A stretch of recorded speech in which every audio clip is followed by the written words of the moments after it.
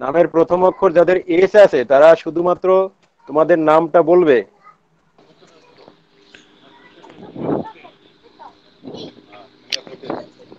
Suman Manna. Sir Swadhin Hazra. Srikrishna Mondal. Sir Sukanta line.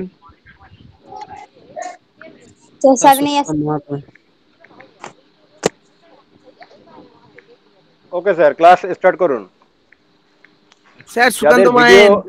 ওকে ওকে ওকে, যাদের video on আছে আমি কিন্তু রিমুভ করব, আর বলতে পারবো না কারণ রেকর্ড হচ্ছে। Okay sir.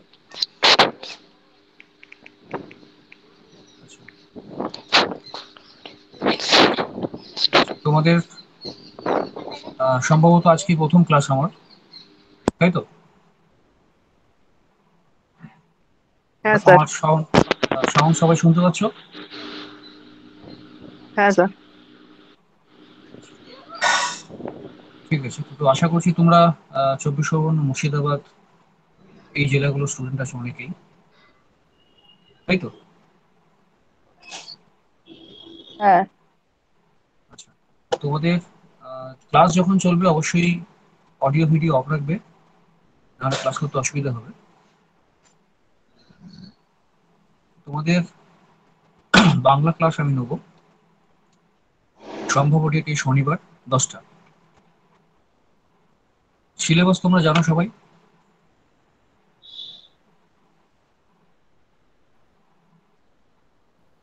সিলেবাস কারো জানা আছে? না না স্যার। স্যার, জানা নেই। না স্যার।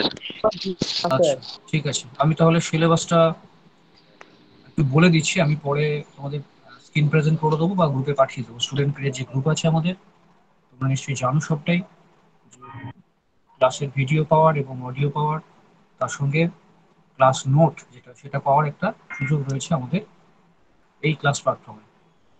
ঠিক আছে, তো তোমরা ক্লাসটা খুব সিরিয়াসলি সবাই করবে।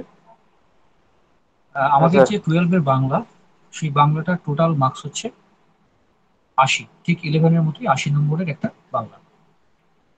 প্রথমে বলবো যে 12টা খুব সিরিয়াসলি পড়তে হবে তোমাদের, কারণ এই 12-এর মার্কসটাই তোমাদের সবকিছু। তোমরা জানো যারা জেনারেল কলেজে ভর্তি হবে তাদের ক্ষেত্রে এই নম্বরটা দেখা হবে। যারা ডিএলএড ডিএলএড করতে পারবে, অর্থাৎ প্রাইমারি টিচার্স ট্রেনিং, তারাও কিন্তু এখান থেকে পাশ করে ডিএলএড কলেজে ভর্তি হতে পারবে। সেক্ষেত্রে তোমাদের 6% আসন সংরক্ষণ করা আছে। ঠিক আছে, বা আমাদের তো মেন লক্ষ্য পলিটেকনিক, সেটাও রয়েছে, সরাসরি সেকেন্ড ইয়ারে গিয়ে ভর্তি। এই সমস্ত ক্ষেত্রে কিন্তু নম্বরটা খুব গুরুত্বপূর্ণ, এবং সেই নম্বরের ক্ষেত্রে বাংলা একটা স্কোরিং পেপার, সেটাকে মাথায় রেখে তোমরা পড়বে। 80 নম্বরের মধ্যে কি কি থাকছে আমাদের, ঠিক 11-এর মতো পদ্য গদ্য নাটক এবং নির্মিতি অংশ, ব্যাকরণ, এইভাবে ভাগ করা আছে। কবিতার মধ্যে 5খানা কবিতা আছে আমাদের। আমি নামগুলো এখন বলছি না, তোমাদের প্রয়োজন নেই, মনে রাখতে পারবে না। প্রার্থনা, সেই দিন এই মাঠ, হ্যাঁ, আমি গাই তারি গান, কলকাতার যিশু, ভুলে যাব না। গদ্যর মধ্যে আছে সুবর্ণগোলক বঙ্কিমচন্দ্রের, যেটা আজকে পড়াবো আমরা, কঙ্কাল, অভিনন্দন সভা, ঈর্ষা, আর অবিনাশের 48, মতিনন্দীর লেখা। এই 5খানা 10খানা পদ্য গদ্য। নাটক আছে রথের রশি, রবীন্দ্রনাথের কালের যাত্রা থেকে একটা নির্বাচিত অংশ, রথের রশি। বড় নাটক খুব, কিন্তু খুব সহজ, যদি ভালো করে ক্লাসগুলো করো দেখবে নাটকটা খুব ভালো লাগছে।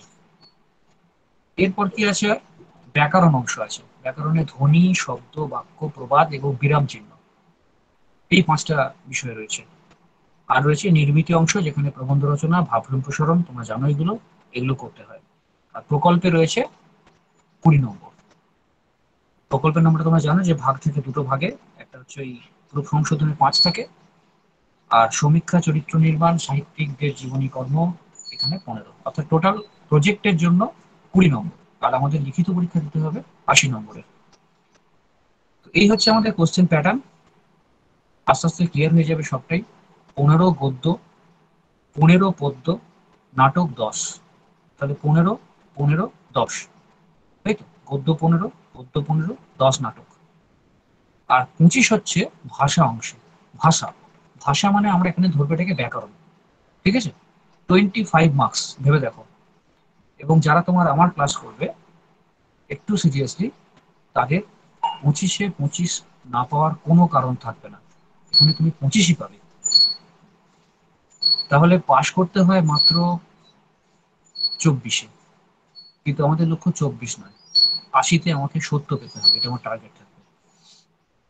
আর নির্মিত অংশে থাকবে মাত্র 15, অর্থাৎ রচনা ভাব সংশোধনের জন্য, আর প্রকল্পে 20 নম্বর। এই নিয়ে আমাদের 100। ঠিক আছে, একটুখানি ক্লিয়ার সবাইকার সিলেবাসটা? তাহলে 15, 15, 10, 25, 15, 20। তো গদ্যর জন্য আমাদের যে 15 নম্বর রয়েছে, সেই 15তে আমাদের বড় প্রশ্ন থাকবে, সংক্ষিপ্ত প্রশ্ন থাকবে। তার জন্য টেক্সটটা খুব ভালো করে পড়তে হবে। তোমরা জানো যে আমাদের এই এই প্যাটার্নে প্রায় 39 নম্বর, আমরা 40% বলি ওটাকে, সংক্ষিপ্ত প্রশ্ন রয়েছে। তাহলে শুধু কেউ যদি সংক্ষিপ্ত প্রশ্ন করে তাহলে সে কিন্তু পাশ করে যাচ্ছে, বড় প্রশ্নে হাত না দিয়ে। তাহলে 70 না পাওয়ার কোনো কারণ আছে? কি মনে হচ্ছে? রেসপন্স করবে?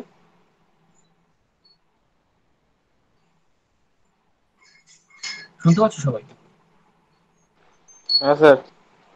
হ্যাঁ, তাহলে অবজেক্টিভে তো ফুল মার্কস পাওয়া যায়, তাহলে আমার ওখানে 39, আমি কেন 39 পাবো না? 1, 2 আমি ছাড়বো কি জন্য যদি ভালো করে টেক্সটটা পড়ি? তাহলে এই যে আমাদের প্যাটার্ন, সেই প্যাটার্নে আমরা অবজেক্টিভ গুলোকে গুরুত্ব দিয়ে দিয়ে পড়বো।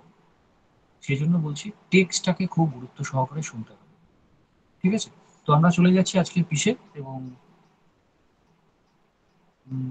আমি টেক্সটটা তোমাদের কাছে নেই বলে আমি একটু স্ক্রিন প্রেজেন্টে চলে যাচ্ছে। একটু একটু আমি স্ক্রিনটা প্রেজেন্ট করি, আশা করছি তোমরা দেখতে পাবে সবাই।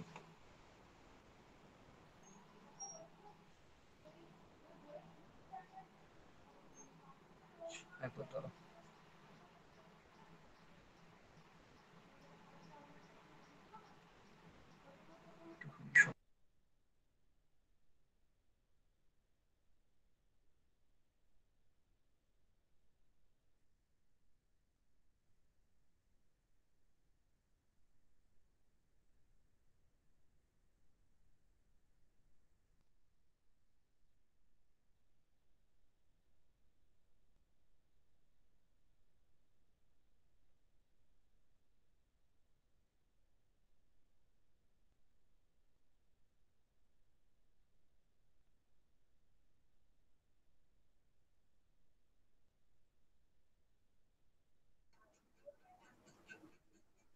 স্যার কোথায় গেল? স্যার পান্তা খাচ্ছে।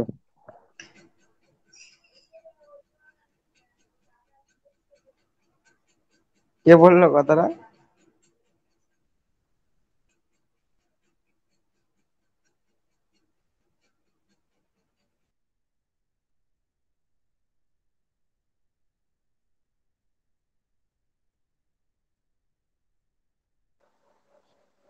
ওয়েট করো, কথা বলবে না।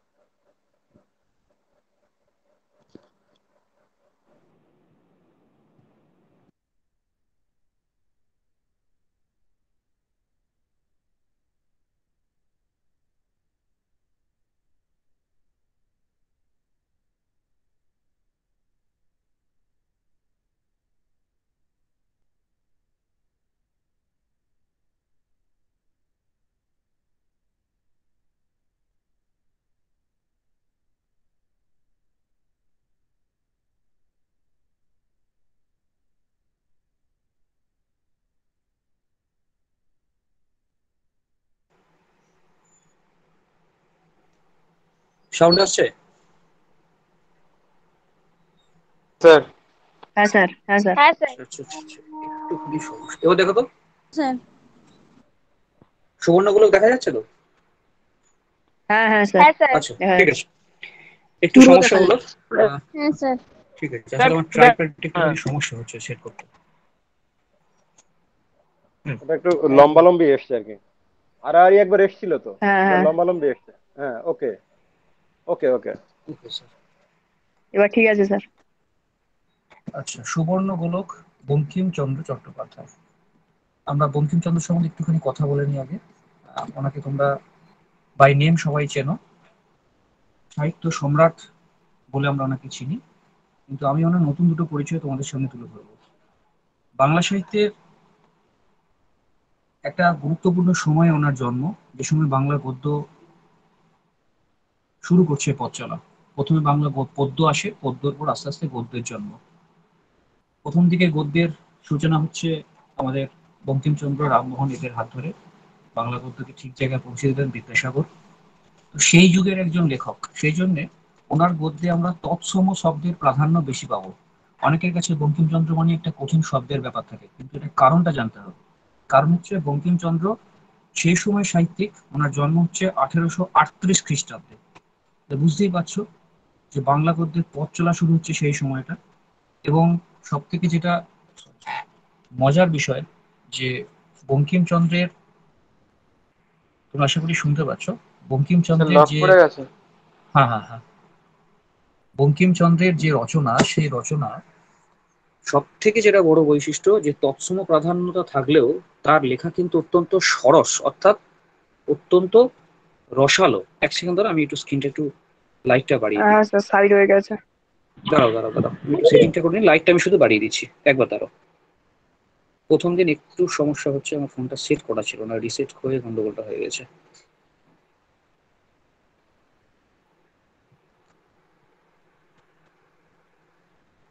আচ্ছা, দেখতে পাচ্ছ সবাই? স্যার সাইড হয়ে গেছে, সাইড হয়ে গেছে স্যার। দেখতে পাচ্ছি না। হ্যাঁ স্যার, এবার এবার ঠিক ঠিক আছে। আছে স্যার। আচ্ছা, তো সেই জন্য এই গদ্যের ভাষা একটুখানি শক্ত শক্ত পাবো আমরা। উনি বাই প্রফেশন কি ছিল কেউ জানেন? জানেন তোমরা? না স্যার। শুনলে চমকে যাবে। বঙ্কিমচন্দ্র সেই সময়ে, অর্থাৎ ব্রিটিশ পিরিয়ডে, 1858 খ্রিস্টাব্দে উনি একই সঙ্গে ডেপুটি ম্যাজিস্ট্রেট এবং ডেপুটি কালেক্টর, এই দুখানা বিখ্যাত প্রশাসনিক পদে, গুরুত্বপূর্ণ প্রশাসনিক পদে ওনাকে নিয়োগ করে তৎকালীন ব্রিটিশ সরকার। বুঝতে পারছো? ডেপুটি কালেক্টর এবং একই সঙ্গে ডেপুটি ম্যাজিস্ট্রেট, অর্থাৎ একজন বিচারক, তার সঙ্গে কালেক্টর। তাহলে একজন বিচারক এবং কালেক্টর হওয়ার সুবাদে ওনাকে অসংখ্য ধরনের মানুষের সঙ্গে মেলামেশা করতে হতো। সেই অভিজ্ঞতা উনি কাজে লাগিয়েছেন ওনার বিখ্যাত 14টি উপন্যাসে, যেখানে শুরু হচ্ছে দুর্গেশ নন্দিনী দিয়ে এবং শেষ হচ্ছে সীতারাম দিয়ে। 14টা উপন্যাস ওনার লেখা। বিখ্যাত উপন্যাসগুলো জানো, ম্যাক্সিমাম উপন্যাসগুলো থেকে সিনেমা করা হয়েছে। এছাড়া উনি কি লিখেছেন? লিখেছেন অসংখ্য প্রবন্ধ, বিখ্যাত কিছু প্রবন্ধ, যার মধ্যে আছে কমলাকান্তের দপ্তর। সেখান থেকে অনেকগুলো পাঠ্য রয়েছে আমাদের বিভিন্ন ক্লাসে। আমাদের যে সিলেবাসের আজকে পাঠ্যটা, সেটা কিন্তু একটা প্রবন্ধ, ঠিক আছে? সেই প্রবন্ধ সংগ্রহ গ্রন্থ হচ্ছে লোক রহস্য। একটু যারা খাতা পেন নিয়ে বসেছো বা যারা বসেন তারা বসে নাও। লোক রহস্য গ্রন্থের অন্তর্গত বিখ্যাত কিছু প্রবন্ধ রয়েছে। সেই প্রবন্ধের মধ্যে তোমার লোকহিত রয়েছে, তোমার নাম শুনেছো হয়তো লোকহিতের। বিখ্যাত কিছু প্রবন্ধ রয়েছে, তার মধ্যে একটি হচ্ছে আমাদের পাঠ্য সুবর্ণগোলক নামে। সুবর্ণগোলক, এটার প্রকাশকাল হচ্ছে 1874-তে। 1874, ঠিক আছে? লোক রহস্য গ্রন্থ বেরোচ্ছে 1874-তে। লোক রহস্য, লয়কা ক র হ তাল দন্তস্বয় জফলা। লোক রহস্য গ্রন্থ থেকে এই সুবর্ণ গোলক নেওয়া হয়েছে, প্রকাশকাল 1874, ঠিক আছে? তো এইটা, এই সুবর্ণ গোলক, অ্যাকচুয়ালি এই কনসেপ্টটা বিখ্যাত একটি নাটক শেক্সপিয়ারের, কমেডি অফ এরর্স, এর দ্বারা প্রভাবিত। এখান থেকে নেওয়া নয় কিন্তু, ওই কনসেপ্টের দ্বারা প্রভাবিত। এবং তোমরা জানো না বোধহয় যে এই সুবর্ণ গোলককে ফিল্মে কনভার্ট করা হয়েছে। এই কনসেপ্টটাকে নিয়ে অনেক সিনেমা তৈরি করা হয়েছে। তাহলে এতটা গুরুত্বপূর্ণ একটা ব্যাপার এই সুবর্ণ গোলক। সুবর্ণ গোলক কথাটার মানে বুঝতেই পারছো, সোনার একটা গোলক বা বল। পৃষ্ঠা শুরু করার আগে আমরা বলে দিই মূল বক্তব্যটা কি। এই যে আমরা ছপাতার একটা গল্প বা প্রবন্ধ পড়তে যাচ্ছি, এটার মূল বিষয়টা কি। লোকরহস্য একটি প্রবন্ধ সংকলন গ্রন্থ, সেজন্য এটাকে আমরা প্রবন্ধই বলবো। এর মূল বিষয়টা কি? মূল বিষয়টা হচ্ছে, যারা তোমরা শুনছো সবাই অডিওটা শুনতে পাচ্ছ তো? হ্যাঁ হ্যাঁ স্যার, শোনা যাচ্ছে। হ্যাঁ। হ্যাঁ স্যার। কোনো কোনো প্রশ্ন থাকলে মনে রেখে দেবে, আমাকে শেষে গিয়ে প্রশ্নের ক্লাসের একদম শেষ 5-10 মিনিট আমাকে তোমরা প্রশ্ন করবে, অবশ্যই যা মনে হবে ওকে তা স্যার। প্রশ্ন করবে। হ্যাঁ স্যার, ওকে। সুবর্ণ গোলকের মূল যে বক্তব্যটা সেটা হচ্ছে, দেখবে তোমরা একটুখানি দেখবে ইদানিং, অর্থাৎ এই 2021 সালে দাঁড়িয়ে বা কিছু বছর আগে থেকে তোমরা খেয়াল করেছো, মানুষের আচরণে কিছুটা অদ্ভুত পরিবর্তন ঘটেছে। কিরকম পরিবর্তন? দেখবে ছোটখাটো অফিসে, অর্থাৎ দেখবে ডাক্তারখানা ধরো, ডাক্তারখানা দেখবে যে নাম লেখে পেশেন্টের, তার এমন ভাবভঙ্গি দেখে মনে হবে সেই বোধহয় ডাক্তার, তাই তো? ভিতরে গিয়ে দেখবে যে ডাক্তার অরিজিনাল, তার কিন্তু ব্যবহার অত্যন্ত নম্র ভদ্র। আবার দেখবে ছেলেদের আচরণ ক্রমশ কিন্তু মেয়েদের মতো হয়ে যাচ্ছে। তাদের পোশাক দেখো, লম্বা চুল রাখছে, হাতে বালা, কানে বালা, তাদের যে পোশাকের স্টাইলটা, চুড়ি প্যান্ট, তাই তো? সব গা ঢাকা পোশাক। আর ঠিক উল্টো দিকে মেয়েদের দিকে যাও, তারা টপ জিন্স পরছে, তাদের চুলের কাট ছেলেদের মতো, তারা ছেলেদের বাইক চালাচ্ছে, ছেলেরা স্কুটি চালাচ্ছে। তাহলে ছেলেদের আচরণ ক্রমশ হয়ে যাচ্ছে মেয়েদের মতো, মেয়েদের আচরণ ক্রমশ হয়ে যাচ্ছে ছেলেদের মতো। বিষয়টা ভাবার যে আজ থেকে এত বছর আগে 1874 সালে দাঁড়িয়ে বঙ্কিমচন্দ্র উপলব্ধি করেছিলেন যে একটা সময় আসবে যখন ছেলেদের আচরণ মেয়েদের মতো হবে। এটা মাথায় রাখতে হবে। বঙ্কিম যখন লিখছেন তখন কিন্তু এই ঘটনাগুলো ঘটতো না। ঘটতো? কি মনে হয় তোমাদের? না স্যার। না স্যার। তখন তো না মেয়েরা স্যার। শুধুমাত্র ঘরকন্নার কাজ করতো, রান্না করা কাজগুলো করতো, বাড়িতে থাকতো। তারা বাইরের জগতে হ্যাঁ স্যার। মিশতে পারতো না, হ্যাঁ পড়াশোনা করতো না, স্কুল কলেজ যাওয়ার অধিকার ছিল না তাদের। শুধুমাত্র পুরুষরাই ব্যবসা বাণিজ্যে, পড়াশোনায় সব জায়গায় থাকতো, মেয়েদের কোনো অধিকার ছিল হ্যাঁ না। স্যার। তাহলে বঙ্কিমচন্দ্র ওই সময় দাঁড়িয়ে কি করে এই কথাগুলো বললেন? এটাই হচ্ছে আমাদের বাংলা সাহিত্যের বা গোটা বিশ্বের সাহিত্যের, এই জন্য লেখকদের কবিদেরকে ঋষি বলা হয়। কারণ তারা ভবিষ্যৎটা দেখতে পান, বর্তমানে দাঁড়িয়ে তারা আগামীতে কি পরিবর্তন ঘটতে চলেছে সেটা দেখতে পান। এটাই হচ্ছে সবচেয়ে বড় বিষয়, যে আজকে যেটা বাস্তব হয়েছে বঙ্কিম 1874 দাঁড়িয়ে সে কথা কিন্তু বলে দিয়ে গেছেন। এই কথাটাই উনি একটা অদ্ভুত ভাবে গল্পের ছলে বলেছেন আমাদের কাছে, একটা অপূর্ব সুন্দর হাসির মজার গল্পের ছলে। তাহলে আমরা পৃষ্ঠা শুরু করতে পারি, হ্যাঁ স্যার। তাই তো? দেখো, হ্যাঁ স্যার। হ্যাঁ স্যার। গল্পটার দুটো দিক আছে। একটা দিক হচ্ছে স্বর্গে বসে রয়েছে শিব পার্বতী, আর মর্তে কালীকান্ত বসুর কে নিয়ে একটা ঘটনা। এই দুটো ঘটনার লিঙ্ক করা হয়েছে ওই বলটার মাধ্যমে। ঘটনাটা কিরকম?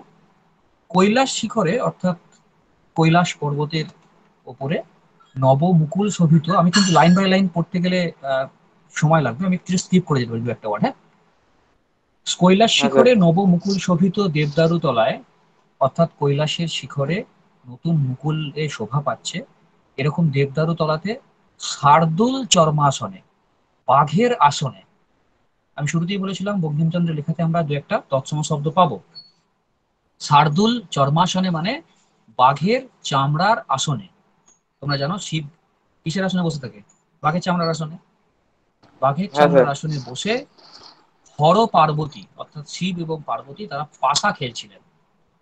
ভালো কথা, পাশা খেলছিলেন। বাজি একটি স্বর্ণ গোলক।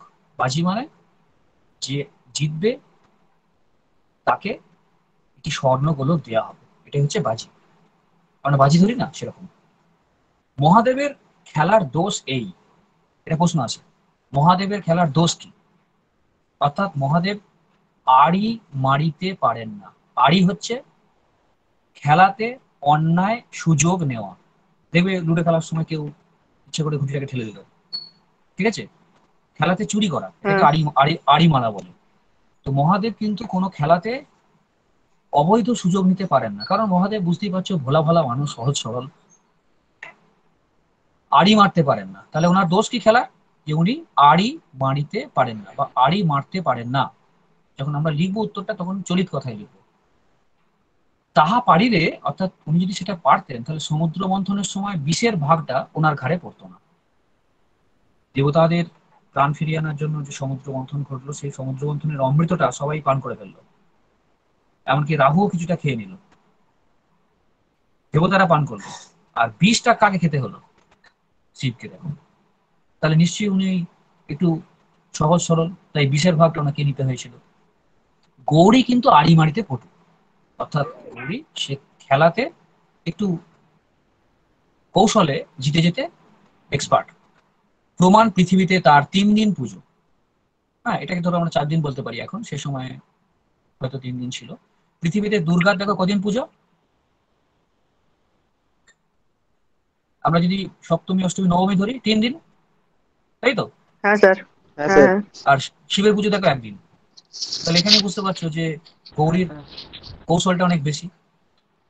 আর হ্যাঁ স্যার। খেলাতে যত হোক না হোক, কান্নায় তিনি অদ্বিতীয়। খেলাতে তিনি যতই এক্সপার্ট হোক আর না হোক, কেঁদে তিনি একবারে প্রথম হয়ে যান।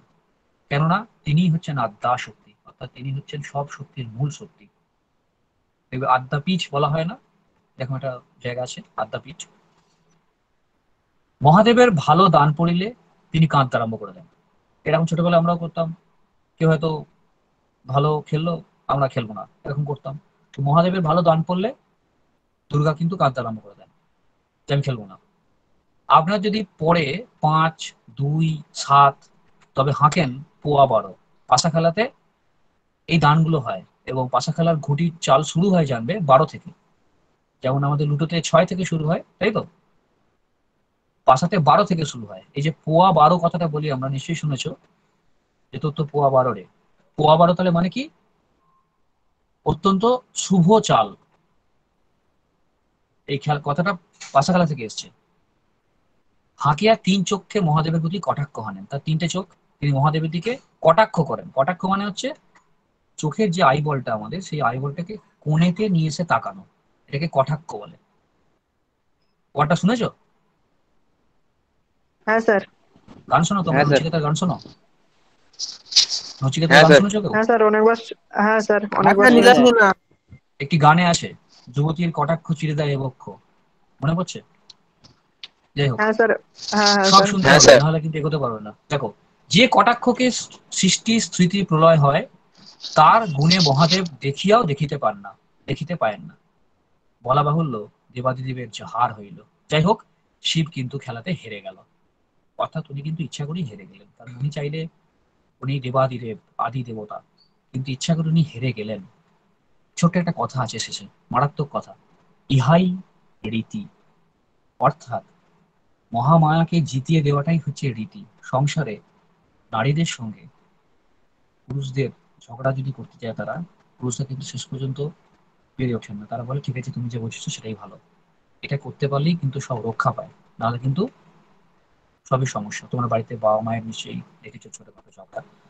বঙ্কিম ঠিক এটাই বলতে চাইছেন, যে এটাই হচ্ছে রীতি, যে মহাদেবদের অর্থাৎ পুরুষদের ঝগড়াতে ক্ষান্তি দিতে হয়।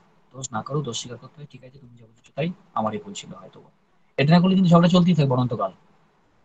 তাহলে ইহাই রীতি। এটা হচ্ছে স্বর্গের দৃশ্য। তখন মহাদেব পার্বতীকে, যেহেতু হেরে গেলেন, স্বীকৃত কাঞ্চন গোলক তিনি দান করলেন। কেন? তুমি জিতে গেছো, এই সোনার বলটা তুমি রাখো। উমা তাহা গ্রহণ করিয়া কি করলেন? একটা বিচ্ছিরি কাণ্ড করে ফেললেন। ওই স্বর্গ থেকে, কৈলাস শিখর থেকে সোনার বলটা উনি ছুঁড়ে দিলেন পৃথিবীর দিকে। দেখিয়া পঞ্চানন অর্থাৎ শিব ভ্রুকুটি করিয়া বলিলেন, যে কি করলে? ভ্রুকুটি মানে ভ্রু যুগলকে এক জায়গায় জড়ো করে দেওয়া, চোখ কোচকানো, এই ভ্রু কোচকানো। তিনি ভ্রুকুটি করিয়া বলিলেন, আমার প্রদত্ত গোলক ত্যাগ করিলে কেন? তোমাকে যে বলটা দিলাম তুমি কেন ত্যাগ করলে এটা? উমা কি বললেন? প্রভু, আপনার প্রদত্ত গোলক অবশ্য কোনো পূর্ব শক্তি বিশিষ্ট, অর্থাৎ আপনার দেওয়া সোনার বলটা নিশ্চয়ই কোনো শক্তিযুক্ত আছে এর মধ্যে, এবং আমি জানি সেটা নিশ্চয়ই সেটা মঙ্গলপ্রদ, অর্থাৎ এর মধ্যে এটা মঙ্গলের কারণে আপনি পৃথিবীকে এর মধ্যে মঙ্গল গুণ যুক্ত করে দিয়েছেন। সুতরাং মানুষের হিতার্থে তাহা প্রেরণ করিয়াছি। আমি এই বলটা মানুষের মঙ্গলের জন্য পৃথিবীতে ছুড়ে দিলাম। গিরিশ বলিলেন, অর্থাৎ শিবের আরেকটা অপর নাম, যে ভদ্রে প্রজাপতি, বিষ্ণু এবং আমি, অর্থাৎ ব্রহ্মা, বিষ্ণু এবং আমি, এই তিনজন মিলে যে সমস্ত নিয়ম আমরা তৈরি করেছি যাতে সৃষ্টি, স্থিতি, প্রলয় সবকিছু হচ্ছে, এর ব্যতিক্রম করলে কখনো মঙ্গল হয় না, তাই তো নাকি? প্রকৃতির যে নিয়ম, সেই নিয়মের ব্যতিক্রম যখনই আমরা করেছি তখনই কিন্তু আমাদের ক্ষতি হয়েছে, তাই তো? ভেবে দেখো, প্রকৃতির হ্যাঁ যখন স্যার। নিয়মে আমরা চলেছি সেখানে ভালো হয়েছে, যখনই প্রকৃতির বিরুদ্ধে যেতে গেছি আমরা, প্রকৃতি কিন্তু আমাদের উপরে প্রতিশোধ নিয়েছে। আমরা দেখেছি হ্যাঁ স্যার। যে কিছুদিন আগে সেই বীভৎস বন্যা, পাহাড়ি অঞ্চলে সব ধসে ভেসে গিয়েছিল, হাজার হাজার মানুষের মৃত্যু। কারণ কি না, ওই এলাকাগুলোতে অবৈধ নির্মাণ হয়েছে পাহাড়ি জঙ্গল কেটে। হ্যাঁ স্যার। তাহলে প্রকৃতির বিরুদ্ধে যাওয়াটা, লেখাটার মধ্যে কত সুন্দর তথ্য, বুঝতে পারছো? যে আমরা যা সিস্টেম তৈরি করে দিয়েছি এর বিরুদ্ধে গেলেই কিন্তু অমঙ্গল হবে। যে মঙ্গল হইবার সেই সকল নিয়মাবলীর বলেই ঘটিবে, অর্থাৎ যদি ব্যতিক্রম করো কখনো মঙ্গল হবে না, যে মঙ্গল হওয়ার তাহা এমনিতেই হবে। দেখো, আমরা 2 বছর ধরে একটা ভাইরাসকে নিয়ন্ত্রণে আনতে পারছি না, তাই তো? হ্যাঁ স্যার। হ্যাঁ স্যার। এত এত চেষ্টা করছি আমরা, কি করে হলো? ওই প্রকৃতির হ্যাঁ স্যার। বিরুদ্ধে কাজ করতে গিয়ে। তোমরা জানো যে ইউহান ল্যাবেতে চীনের ভাইরাস থেকেই, ল্যাব থেকে এটার উৎপত্তি। তাহলে কাঞ্চন Yes, গোলকের sir. কোনো প্রয়োজন নেই, অর্থাৎ যা হবে এমনি এমনি লোকের কল্যাণ হবে, সোনার বলটার কোনো প্রয়োজন নেই। এটা কে বলছে? শিব বলছে। যদি ইহার কোনো মঙ্গলপ্রদ গুণ হয় তবে নিয়ম ভঙ্গ দোষে লোকের অনিষ্ট হবে। নিয়ম ভঙ্গ দোষ যখনই লোকে করবে তখন তাদের ক্ষতি হবে, অর্থাৎ নিয়ম থেকে যখনই কেউ বেরিয়ে যায় তার ক্ষতি হয়। তবে তোমার অনুরোধে ইহাকে একটা বিশেষ গুণযুক্ত আমি করে দিলাম। আগে থেকেই বলটা মঙ্গল গুণযুক্ত ছিল, তোমার অনুরোধে রিকোয়েস্টে আমি একটা গুণকে অ্যাড, অডিও অন করো না, একটি গুণ যোগ করলাম। কি গুণ? অসাধারণ একটা গুণ, আমি গুণটার পরে কথা বলছি। চিত্ত বিনিময়। গুণটা হচ্ছে চিত্ত বিনিময়। চিত্ত বিনিময় মানে এই বলটা একজন যখন হাতে নেবে, দিয়ে অন্যজনকে দেবে অন্যের হাতে, তখন যে প্রথম গ্রহণ করলো দ্বিতীয় জনকে বলটা দেওয়ার পর প্রথম ব্যক্তি নিজেকে দ্বিতীয় ব্যক্তি ভাবতে আরম্ভ করে দেবে, আর দ্বিতীয় ব্যক্তি নিজেকে ভাববে প্রথম ব্যক্তি, এবং তাদের আচরণও সেরকম হয়ে যাবে। দেখতে একই থাকবে কিন্তু তাদের ভিতরটা বদলে যাবে, মনটা বদলে যাবে। এ নিজেকে বি ভাববে, বি নিজেকে এ ভাববে। বুঝতেই পারছো কি ভয়ঙ্কর কাণ্ড হতে পারে। এবারে আমরা নেমে আসছি কৈলাস শিখর থেকে, স্বর্গ থেকে একদম মর্তে, কারণ বলটা এতক্ষণে মর্তে গড়িয়ে চলে এসছে। কালীকান্ত বসু বড়বাবু, অফিসের, তার বয়স 35 বছর, দেখতেও সুন্দর, সুপুরুষ। কিছুদিন হলো তিনি পুনর্বার দ্বার পরিগ্রহ করিয়াছেন, অর্থাৎ দ্বিতীয়বার বিয়ে করেছেন। তাহার স্ত্রী কাম সুন্দরী। তাহলে কালীকান্ত বসু, তিনি বড়বাবু, তার বয়স কত? 35, তাই তো? 35 বছর। 35। হ্যাঁ স্যার। হ্যাঁ তার স্যার। স্ত্রীর নাম হ্যাঁ কি? স্যার। কাম সুন্দরী। কাম সুন্দরী, এগুলো কিন্তু প্রশ্ন। তার স্ত্রী কাম সুন্দরী, তার বয়স কত? 18 বছর, ব্র্যাকেটে প্রশ্ন চিহ্ন। কেন প্রশ্ন চিহ্ন গো? মেয়েদের বয়স তো, এর কখনই অরিজিনাল পাবে না, তাই তো? জিজ্ঞাসা করে। হ্যাঁ স্যার। জিজ্ঞাসা। একদম জিজ্ঞাসা চিহ্ন, অর্থাৎ এখানে সংশয় আছে হ্যাঁ। যে 18 মতো হবে। তাহার পত্নী তাহার পিতৃভবনে ছিল, অর্থাৎ কালীকান্ত বসুর আমাদের স্ত্রী ওই বাপের বাড়িতে ছিল। কালীকান্ত বাবুর স্ত্রীর সম্ভাষণে শ্বশুর বাড়ি যাইতেছিলেন। কালীকান্ত বাবু যাচ্ছিলেন বউকে আনতে শ্বশুর বাড়ি। বুঝতেই পারছো, শ্বশুর বাড়ি যাচ্ছে 35 বছরের একজন মানুষ, সেজে গুজে যাচ্ছে তখনকার দিনে, ধুতি পাঞ্জাবি পরে, এবং সঙ্গে কি আছে? চাকর। শ্বশুর বিশেষ সম্পন্ন ব্যক্তি, অর্থাৎ অর্থযুক্ত ব্যক্তি, পয়সা আছে, গঙ্গা তীরবর্তী গ্রামে বাস। কালীকান্ত ঘাটে নৌকা লাগাইয়া পদব্রজে যাইতেছিলেন, অর্থাৎ ঘাটে নৌকা লাগিয়ে পায়ে হেঁটে হেঁটে উনি যাচ্ছিলেন। সঙ্গে কে আছে? রামা খানসামা, অর্থাৎ রামা চাকর। রামা কিন্তু একটা পোর্টমান্টো বহিয়া যাইতেছিল পিছনে পিছনে। পোর্টমান্টো তোমরা নিশ্চয়ই জানো, আগেকার দিনে একটা বড় টিনের বাক্স মাথায় নিয়ে আমরা দেখেছি বহু লোককে যাওয়া আসা করতে, সেটাই পোর্টমান্টো বলা হয়। এখন ওই পোর্টমান্টো কিন্তু পাওয়া যায়, হ্যাঁ, পোর্টমান বলে কোথাও কোথাও কেউ, টিনের বড় বাক্সকে পোর্টমান্টো বলে। তো সেই পোর্টমান্টোটা মাথায় নিয়ে, এখন ধরো ব্যাগ হয়ে গেছে, অ্যাটাচি হয়ে গেছে, তখন এই পোর্টমান্টোই ছিল একমাত্র তোমার জিনিসপত্র বয়ে নিয়ে যাওয়ার অবলম্বন। তো পোর্টমান্টো নিয়ে সে যাচ্ছিল। বাবু যাচ্ছে, বাবুর পিছনে চাকর যাচ্ছে। বাবু তাহলে কে? ভালো করে নামটা মনে রাখতে হবে, কারণ গন্ডগোল হবে একটু পরে। কালীকান্ত বসু, আর চাকর রামা। রামা খানসামা। খানসামা মানে চাকরের ছিল।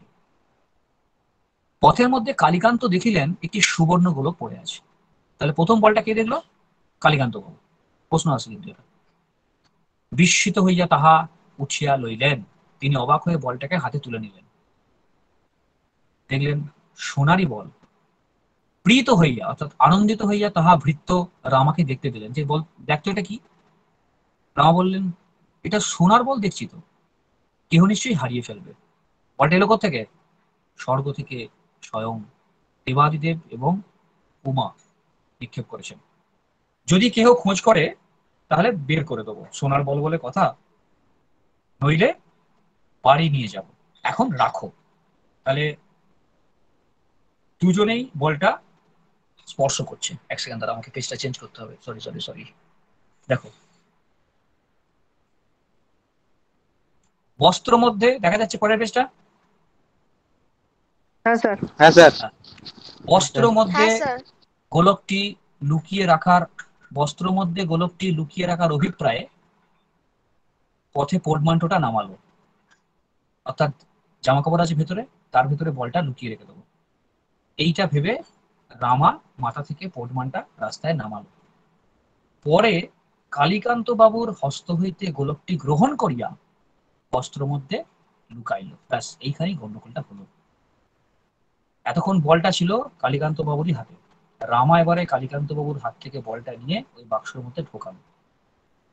এবারে ঘটনাটা কি অদ্ভুত ঘটছে দেখো। কিন্তু রামার পোর্টমানটা মাথায় তুললো না। পোর্টমানটা কার কথা তোলার কথা ছিল? রামারই তো, সেই তো চাকর। হ্যাঁ হ্যাঁ হ্যাঁ। স্যার। কালীকান্ত বাবু স্বয়ং তাহা উঠাইয়া মাথায় করিলেন। বাবু এখানে ওই পোর্টমানটা মাথায় তুলে নিল। রামা এগোতে লাগলো, আর বাবু মোট মাথায় অর্থাৎ ওই বোঝাটা মাথায় নিয়ে রামার পেছু পিছু চলতে লাগলো। রামা বলল, ওরে রামা, অর্থাৎ যে অরিজিনাল রামা সে কিন্তু বাবুকে এবার রামা বলে ডাকছে। ওরে রামা। বাবু বললেন, আজ্ঞা। রামা বলিল, তুই বড় বেয়াদব, দেখিস যেন আমার শ্বশুর বাড়ি গিয়ে বেয়াদবি করিস না, তাহারা ভদ্রলোক। বাবু বললেন, আজ্ঞে, তা কি আমি করতে পারি? তাহলে বাবু আর কিন্তু বাবু রইল না, বাবু এখানে রামা হয়ে গেছে। আপনি হচ্ছেন মনিব, আমার কাছে কি বেয়াদবি করতে পারি আপনার কাছে? কৈলাসে কৈলাসে এবার কৈলাসে যাচ্ছে আমাদের ক্যামেরা একবার। কৈলাসে গৌরী বললেন, প্রভু, এ কি হচ্ছে আমি তো কিছু বুঝতে পারছি না। আপনার স্বর্ণগোলকের এ কি গুণ? মহাদেব বললেন, গোলকের গুণ হচ্ছে চিত্ত বিনিময়। জয় হস্যই তয় তয় চিত্ত। হ্যাঁ, যেন রফলা করে দেবে না, তয় চিত্ত মানে মন। তাহলে গোলকের গুণ হচ্ছে চিত্ত বিনিময়, অর্থাৎ মনটা বদলে যাওয়া, ভেতরটা পাল্টে যাওয়া। আচরণে কি থাকবে? অর্থাৎ তুমি যদি কুড়িয়ে তোমার বন্ধুকে দাও, এরপর তুমি ঢুকবে সেই বন্ধুর বাড়িতে গিয়ে, কারণ তুমি তখন নিজের বাড়ি মনে করবে, আর তোমার বন্ধু চলে আসবে তোমার নিজের বাড়িতে, তোমার বাড়িতে চলে আসবে। আমি নদী, এবারে উনি বোঝাচ্ছেন ব্যাপারটা। তার সাকরেত হচ্ছে নন্দী এবং ভিরিঙ্গি, তোমরা জানো। আমি যদি নন্দীর হাতে এই গোলক দিই, তবে নন্দী ভাববে যে আমি মহাদেব, নিজেকে মহাদেব ভাববে, আর আমাকে নন্দী ভাববে। এদিকে আমি ভাববো যে আমি নন্দী, আর নন্দীকে ভাববো যে সে মহাদেব। রামা ভাবছে আমি কালীকান্ত বসু, রামা চাকর ভাবছে যে সে নিজে বাবু, আর কালীকান্তকে ভাবছে যে ও আমার চাকর। ঠিক উল্টো দিকে কালীকান্ত কি ভাবছে? আমি রামা খানসামা, অর্থাৎ বাবু নিজেকে চাকর ভাবছে, আর চাকরকে ভাবছে যে ও আমার বাবু হয়। ব্যাপারটা ক্লিয়ার এখানটা? কারো বুঝতে সমস্যা নেই তো? না স্যার, ঠিক না আছে। স্যার। ঠিক আছে, কারণ ঠিক এখানটা আছে। বুঝলে কিন্তু এই এটা তো একবার চেঞ্জ হলো, এই ঘটনা অসংখ্যবার হ্যাঁ ঘটবে। হ্যাঁ স্যার। কালীকান্ত এটা স্যার বাবু যখন গোলকনাথের মতো। হ্যাঁ, কালীকান্ত বাবু যখন শ্বশুর বাড়ি পৌঁছলেন, তখন তার শ্বশুর অন্তঃপুরে মানে ভেতরের ঘরে, কিন্তু বাইরে একটা বিরাট গন্ডগোল আরম্ভ হয়ে গেছে। তখন দাগদেবের লাইনটা যাদের, সরি দাগদেবের তোমাদের বই নেই, যাদের খাতা আছে লিখে নাও। কিন্তু বাহিরে ডট ডট ডট করে দেবে, উঠিল। পরে বই পেলে দাগ দিয়ে নেবে লাইনটা। কিন্তু বাহিরে একটা গন্ডগোল উঠিল, এটা প্রশ্ন আসে, অনেকবার এসছে। কি নিয়ে গন্ডগোল? প্রশ্ন আসবে। কি নিয়ে গন্ডগোল জানো? খাওয়া নিয়ে। অর্থাৎ এরা তো বাবুকে বাবুই ভাবছে, চাকরকে চাকরই ভাবছে, সমস্যা তো হবেই। দারোয়ান রামদিন পাড়ে, অর্থাৎ এই শ্বশুর বাড়ির যে দারোয়ান, আমি প্রথমে বলেছিলাম যে এরা বড়লোক, গেটে গেটম্যান আছে, বললো আরে খান সামাজি তুম মত উহা বৈঠো, তুমি ওখানে কেন বসছো, তুম হামারা পাস আও, তুমি আমার কাছে এসো। শুনে রামা গরম হয়ে গেল, কারণ রামা তো আর রামা নেই, সে তো বাবু অ্যাকচুয়ালি। চক্ষু রক্তবর্ণ করে বলল, যা বেটা মেরুয়াবাদী। বেটা নন বেঙ্গলি, মারোয়াড়ির বাসিন্দাকে মেরুয়াবাদী এরকম বলা হয়েছে। দেখবো আমরা আমরা যারা হিন্দি বলে তাদের সবাইকে কি বলি? হিন্দুস্তানি বলি, তাই তো? হ্যাঁ বলি তো স্যার। হিন্দুস্তানি। কিন্তু হ্যাঁ ওটা ঠিক না হ্যাঁ ভুল? স্যার। হ্যাঁ স্যার। কিন্তু এটা কিন্তু ভুল। হিন্দুস্তান তো, হিন্দুস্তান মানে ভারত, তাহলে আমরা হিন্দুস্তানি তো আমরা সবাই সবাই। হ্যাঁ হিন্দুস্তানি। কিন্তু আমরা পার্টিকুলার হিন্দুস্তানি বলি কাদের? যাদের ওই ডান দিকে আঁচল করে, হাতে চুড়ি পরে। তাহলে এখানেও হ্যাঁ কিন্তু হ্যাঁ স্যার, স্যার। যারা মেরুয়াবাদী মানে, হিন্দিতে কথা বলে। হ্যাঁ, এখানেও এক ঘটনা হ্যাঁ ঘটেছে। এখানে মেরুয়াবাদী বলা হয়েছে যেহেতু ও হিন্দি বলছে। অডিও অফ করো, অডিও অফ করো। যেহেতু ও হিন্দি কথা বলেছে, ওকে মেরুয়াবাদী বলে দিয়েছে। যা বেটা মেরুয়াবাদী, তো নিজের কাজ করবে যা। দারোয়ান পোর্টমানটা নামিয়ে নিল। কালীকান্ত বলিল, দারোয়ানজি, বাবুকে অমন করিয়া অপমান করিও না। কালীকান্ত কথাটা বলছে যে, দারোয়ানজি, বাবুকে তুমি ওরকম অপমান করো না, উনি রাগ করে চলে যাবেন। দারোয়ানজি জামাইবাবুকে চিনত, কিন্তু খানস আমাকে চিনত না। এ কি ভাবলো যে নিশ্চয়ই এই লোকটা পোশাক চাকরের মতো হলেও কিন্তু কোনো বড় মানুষ, না হলে আমার বাবু ওরম করে কেন বলছে। তো জামাইবাবুকে চিনতো দারোয়ানটা, জামাই বলে কথা, বাড়ি চেনারই কথা, কিন্তু খানস আমাকে চিনতো না। কালীকান্তর মুখে এরূপ শুনে মনে করলো যে জামাইবাবু যেখানে ইহাকে বাবু বলছেন, সেখানে উনি কোনো ছদ্মবেশী বড় লোক হবেন। পোশাকটা একটু ছেঁড়া করা, নোংরা, চাকরের মতো। দারোয়ান তখন ভক্তিভাবে রামাকে যুক্ত করে আশীর্বাদ করিয়া কহিল যে, গোলাম কি কসুর মাফ কিজিয়ে। রামা কহিল, আচ্ছা, আমাকে ভেজ দেও।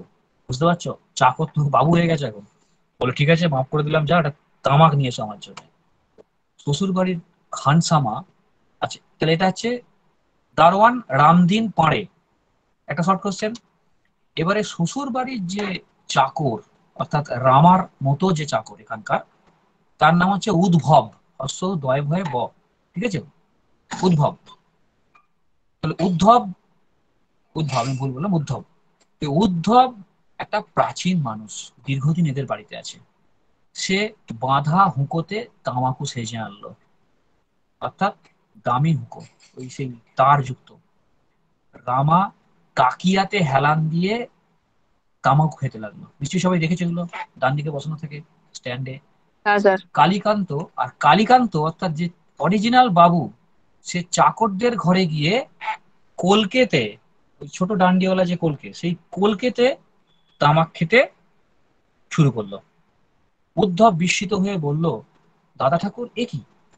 কালীকান্ত বলল, ওর সাক্ষাতে কি আমি তামাক খেতে পারি? উদ্ধব অন্তঃপুরে গিয়ে কর্তাকে সংবাদ দিল যে জামাইবাবু এসছেন, তার সঙ্গে একজন ছদ্মবেশী মহাশয় এসছেন। জামাইবাবু তাকে বড় মানছেন, ওর সাক্ষাতে তামাকটা পর্যন্ত খাচ্ছেন না। এবার কর্তা হচ্ছেন এখানকার, অর্থাৎ শ্বশুর বাড়ির যে কর্তা, তার নাম কি?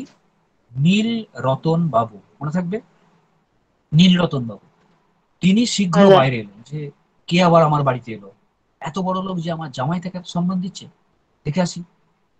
কালীকান্ত তাহাকে দেখিয়া দূর হইতে সাষ্টাঙ্গে প্রণাম করে সরে গেল। কি কীর্তি দেখো, জামাই সাষ্টাঙ্গে প্রণাম করে ফেললো, অর্থাৎ একবারে শুয়ে পড়লো। চাকর যেরাম প্রণাম করে, বাবুকে প্রণাম করে ফেললো। রামা এসে, যার এরাম প্রণাম করার কথা, সে নীলরতনের পায়ে ধুলো নিয়ে কি করলো, কোলাকুলি করতে আরম্ভ করে দিল। ঠিক আছে, তো চাকর এখানকার বাবুর সঙ্গে কোলাকুলি করছে। নীলরতন ভাবিল, সঙ্গের লোকটা নিশ্চয়ই সভ্য ভদ্র, তবে জামাই বাবাজিকে কিরম যেন কেমন কেমন দেখছি, যে জামাইয়ের আচরণটা তো ঠিক আমার ঠিক লাগছে না। এরকম সাষ্টাঙ্গে প্রণাম করে ফেললো, তো কোনোদিন করে না। নীলরতন বাবু রামাকে স্বাগত জিজ্ঞাসা করিতে বসিলেন, অর্থাৎ কেমন আছেন আপনি, কোথেকে আসছেন, এসব কথাবার্তা। কিন্তু কথাবার্তা শুনে কিছুই বুঝতে পারলেন না। সে তো চাকর, সে তো আঁকিয়ে আঁকিয়ে সব করে যাচ্ছে। হ্যাঁ, তাকে যদি বলা হয় যে আপনাদের ওখানে দেশের খবর কি, চাষবাস কেমন হলো, সে তো কিছুই বলতে পারবে না। তো তার কথাবার্তা শুনে কিছু বুঝতে পারলেন না। এদিকে অন্তঃপুর হইতে জলযোগের স্থান হইয়াছে বলিয়া পরিচারিকা কালীকান্তকে ডাকতে এসছে। জল খাবারের আয়োজন হয়ে গেছে, আপনারা খেতে আসুন। এখানে বিরাট কীর্তি হবে একটা। কালীকান্ত বলল, বাবরে, আমি কি বাবুর আগে জল খেতে পারি? কালীকান্ত কথাটা বলছি, কিন্তু যে অরিজিনাল কিন্তু বাবু, যে আমি কি বাবুর আগে জল খেতে পারি? আগে বাবুকে জল খাওয়াও, তারপর আমি এখন খাবো। আমি মা ঠাকুরুন আপনার দিয়েই তো খাচ্ছি। মা ঠাকুরুন শুনে পরিচারিকা মনে করলো এবার যে এখানকার চাকরানি, সে ভাবলো জামাইবাবু আমাকে একজন শাশুড়ি টাশুড়ি মনে করেছেন, যাই হোক আমাকে সম্মান দিচ্ছে, আর করবে নাই বা কেন, আমাকে তো ভালো মানুষের মতোই দেখতে, ছোট লোকের মতো আমাকে দেখতে নয়। এরা 10টা 5টা মানুষ দেখেছে, মানুষ চিনছেন, কেবল এই বাড়ির লোকগুলোই আমাকে চিনলো না। সে সে তার মতো এখন ভাবছে, বুঝতে পারছো? যেখানে মা ঠাকুরুন বলেছে চাকরানিকে, অ্যাকচুয়ালি তো নিজে চাকরানি, চাকর, তাহলে সে মা ঠাকুরুন সম্বোধন করবে অপরিচিত মহিলা। সেই জন্য ভাবছে যে জামাই আমাদের ভালো মানুষ, বহু এনার অভিজ্ঞতা, তাই আমাকে ঠিক চিনেছে, আর এই বাড়ির লোক আমাকে সম্মান দিল না। অতএব বিন্দি চাকরানী, অর্থাৎ এই যে পরিচারিকা তার নাম বিন্দি চাকরানী, বিন্দি চাকরানী জামাইবাবুর উপরে বড় খুশি হয়ে অন্তঃপুরে গিয়ে বলল, জামাইবাবুর বিবেচনা খুব ভালো, সঙ্গের মানুষটি না খেলে তিনি খেতে পারেন কি? তো আগে তাকে জল খাওয়াও, তবেই জামাই খাবেন। বাড়ির গৃহিণী মনে মনে ভাবিলেন, সে স্যার এই উপরই পর্যন্ত লোক। স্যার, ওভার এই টাইম। এই পেজটা হয়ে গেলে আমার এই পেজটা শেষ হয়ে যাবে, লাস্ট প্যারাটা হয়ে গেলে। 6টা পাতা তো, আমি তাহলে আরেকদিনে শেষ করে দিতে পারবো। 2 মিনিট সময় লাগবে স্যার, আমার খুব মুশকিল হয়ে যাবে, আমি করে নিচ্ছি। হ্যাঁ। অলরেডি বাড়ির 46 গৃহিণী মিনিট। বলিলেন, হ্যাঁ, বাড়ির গৃহিণী ভাবিলেন, আসলে প্রথম দিকে তো অনেক টাইম চলে গেল তো, সে ওপরই লোক, তাহাকে বাড়ির ভিতর আনিয়ে জল খাওয়ানো হইতে পারে না। যে যতই সম্মানীয় লোক হোক, সে তো বাইরের লোক, তাকে বাইরে জল খাওয়ানো হোক। জামাইকে আবার বাইরে খাওয়ানো হতে পারে না, তো তার জায়গা হোক বাইরে, আর জামাইয়ের জায়গা হোক ভেতরে, যেটা নর্মাল সিস্টেম। গৃহিণী সেইরূপ বন্দোবস্ত করিলেন, লাগতে লাইনটা, অর্থাৎ লিখে নেবে, গৃহিণী ডট ডট ডট করিলেন, অর্থাৎ বাইরের সম্মানীয় লোক যতই হোক তাকে বাইরে খেতে দিতে হবে, আর জামাইকে ভেতরে খেতে দিতে হবে, কারণ অন্দরমহলে আজকেই তাকে সঙ্গে সঙ্গে নিয়ে আসা যাবে না। রামা বাইরে জলযোগের উদ্যোগ দেখিয়া ক্রুদ্ধ হলো। রামার জন্য বাইরের ব্যবস্থা করা হয়েছে, সে কিন্তু ডেকে গেল, বলে কি অলৌকিকতা। এদিকে দাসী কালীকান্তকে ভেতরে ডেকে নিয়ে যাচ্ছে, সে জামাই বলে, ভিতরে স্থান হয়ে যাচ্ছে, কিন্তু কালীকান্ত উঠোনে দাঁড়িয়ে রইল, কারণ সে তো নিজেকে তখন চাকর ভাবছে, যে আমাকে ঘরের ভিতর কেন, আমাকে এখানে হাতে দুটো ছোলা আর গুড় দাও, আমি জল খেয়ে নিই। শুনে শালিকারা কি বললো, যে নিশ্চয়ই জামাইবাবু আমাদের সঙ্গে মজা করছে, রসিকতা করছে। বোস জামাতাই এবারে বেশ রসিকতা শিখে এসেছে। কালীকান্ত কাতর হইয়া বলিল, আগে আমাকে ঠাট্টা করেন কেন, আমি আপনাদের তামাশার যোগ্য? একজন প্রাচীনা ঠাকুরানী দিদি, সে বলল, তামাশার যোগ্য আমাদের কেন হবে বাছা, তোমার তামাশার যে যোগ্য তার কাছেই চলো, অর্থাৎ তোমার যে গিন্নি, তাকেই, তার কাছে তুমি নিয়ে যাচ্ছি, চলো। এই বলে কালীকান্তর হাত ধরে হিড় হিড় করে টানতে টানতে তাকে ভেতরের ঘরে নিয়ে যাচ্ছে। বয়স্ক ঠাকমা ধরে নাও, সেই জামাইকে টানতে টানতে মজা করে নিয়ে যাচ্ছে তার বউয়ের কাছে। ব্যাপারটা বুঝতে পারছো? চাকরকে ভেতরে ঘরে নিয়ে যাচ্ছে বাবুর বউয়ের কাছে। সেখানে কালীকান্তর ভার্যা কাম সুন্দরী দাঁড়িয়েছিল। কালীকান্ত তাহাকে দেখিয়া কি করলো, বিরাট একটা কাণ্ড। সে হঠাৎ প্রভুপত্নী মনে করে তাকে সাষ্টাঙ্গে প্রণাম করে ফেললো, অর্থাৎ জামাই তার স্ত্রীকে প্রণাম করে ফেললো, যেটা বাইরে থেকে সবাই দেখছে। ঠিক আছে, তাহলে এই পর্যন্ত থাক, আমরা পরের ক্লাসে বাকি আর 3টে পেজ আছে, সেই 3টে পেজ পড়বো। তোমাদের